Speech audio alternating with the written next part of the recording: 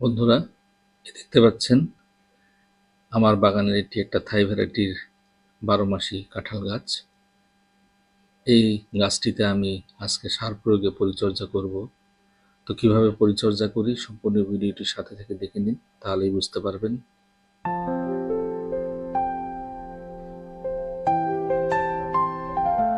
বন্ধুরা, সবাইকে স্বাগতম জানাই মুশফিক অর্গানিক গার্ডেনে। দেখতে পাচ্ছেন এটি একটি থাই ভ্যারাইটির 12 মাসি কাঁঠাল গাছ। এই গাছটি আমি 1.5 মাস পূর্বে রোপণ করেছিলাম। আমার রোপণের ভিডিও আমার চ্যানেলে আছে, দেখতে পারেন সেখানে কিভাবে রোপণ করেছিলাম।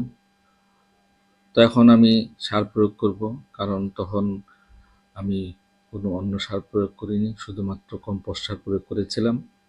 তো প্রথমে আমি গাছের গোড়াটি খুঁচিয়ে নিয়েছি মাটিগুলো। তো এখন দিয়ে দিচ্ছি পটাশ সার। এটি একটি অর্গানিক সার। আমার বাগানের প্রত্যেকটি গাছে আমি অর্গানিক সারই ব্যবহার করি, রাসায়নিক সার ব্যবহার করি না। তো আমি পটাশ সার দিয়ে দিচ্ছি। এই পটাশ সার গাছের মজবুতিকে বাড়াবে। গাছের মজবুত থাকলে আমাদের গাছগুলো সুস্থ সবল থাকবে। তো তারপর আমি দিয়ে দেবো এখন আমার নিম কেক বা নিম খোল, যেখান থেকে এই গাছটি প্রচুর পরিমাণে নাইট্রোজেন পাবে। কারণ যেহেতু এটি একটা ছোট চারা গাছ, এই গাছের এখন প্রচুর নাইট্রোজেনের প্রয়োজন গাছের বৃদ্ধির জন্য।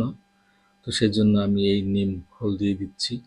আর গাছের গোড়ায় নিম খোল ব্যবহার করলে গাছের রোগ পোকা খুব কম হয়, কারণ বিভিন্ন ধরনের ব্যাকটেরিয়া, বিভিন্ন ধরনের পোকামাকড় সেই সমস্ত গাছের গোড়ার শিকড় মাধ্যম দিয়ে গাছের ভিতরে প্রবেশ করে। তো সেই সমস্ত থেকে বাধাপ্রাপ্ত করবে নিমখোল।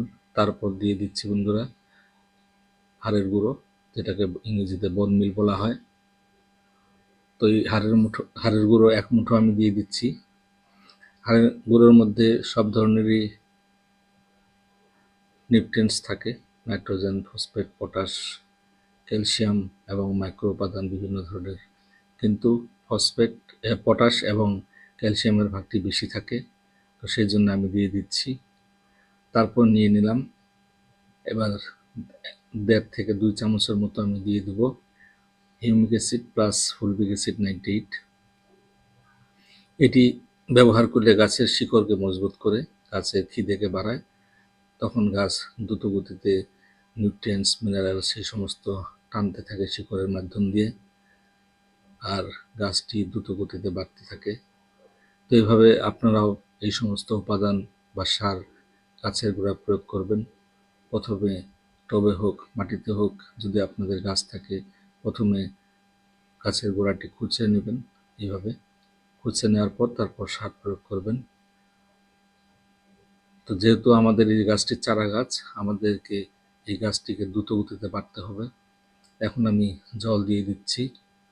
তো আমার ভিডিওটি কেমন লাগলো কমেন্টসের মাধ্যমে জানাবেন। নতুন বন্ধুরা অবশ্যই আপনাদের কাছে আবেদন রইল সাবস্ক্রাইব করার জন্য। সবাইকে